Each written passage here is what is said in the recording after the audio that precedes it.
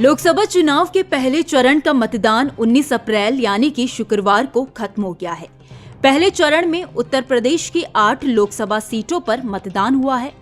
मुरादाबाद में भी 19 अप्रैल को मतदान हुआ। मुरादाबाद लोकसभा सीट से भाजपा ने सर्वेश सिंह को चुनावी मैदान में उतारा, मगर वोटिंग के अगले ही दिन यानी कि 20 अप्रैल को सर्वेश सिंह का निधन हो गया है। मुरादाबाद से लोकसभा प्रत्याशी सर्वेश सिंह कैंसर से पीड़ित थे। सर्वेश सिंह वेस्ट यूपी से भाजपा के अकेले ठाकुर प्रत्याशी थे। उनकी मौत के बाद अब सभी के मन में ये सवाल है कि इस सीट पर चुनाव फिर होगा या नहीं। आइए जानते हैं।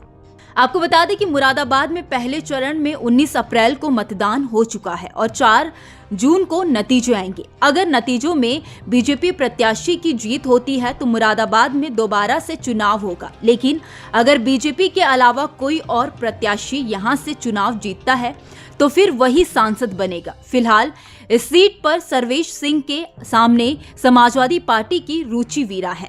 2024 के लोकसभा चुनाव में भाजपा ने सर्वेश सिंह पर फिर से भरोसा जताते हुए चौथी बार टिकट दिया था। सर्वेश सिंह 2014 के लोकसभा चुनाव में सपा के एसटी हसन को हराकर जीत हासिल की थी। इसके बाद फिर 2019 में दोबारा टिकट मिला, लेकिन इस बार सर्वेश सिंह को सपा उम्मीदवार एसटी हसन के हाथों हार मिली थी। 2009 में सर्वेश सिंह कांग्रेस के अजहरुद्दीन के हाथों चुनाव हार गए थे। सर्वेश सिंह ने 1991 में भाजपा के टिकट पर पहली बार ठाकुर द्वारा सीट पर विधानसभा का चुनाव लड़ा था। इसके बाद वह लगातार 4 बार चुनाव जीतते रहे। वहीं पूर्व सांसद और बीजेपी प्रत्याशी सर्वेश सिंह का 21 अप्रैल को दिन में 2 बजे मुरादाबाद के रतुपुरा गांव में अंतिम संस्कार होगा। सर्वेश सिंह का पैतृक निवास मुरादाबाद के रतुपुरा गांव में है। बीजेपी उम्मीदवार सर्वेश सिंह मुरादाबाद के ठाकुरद्वार विधानसभा सीट से 5 बार विधायक रहे थे और साल 2014 में मुरादाबाद से बीजेपी के टिकट पर सांसद बने थे। इस बार वह नॉमिनेशन करने के बाद से चुनाव प्रचार में कहीं दिखाई नहीं दे रहे थे।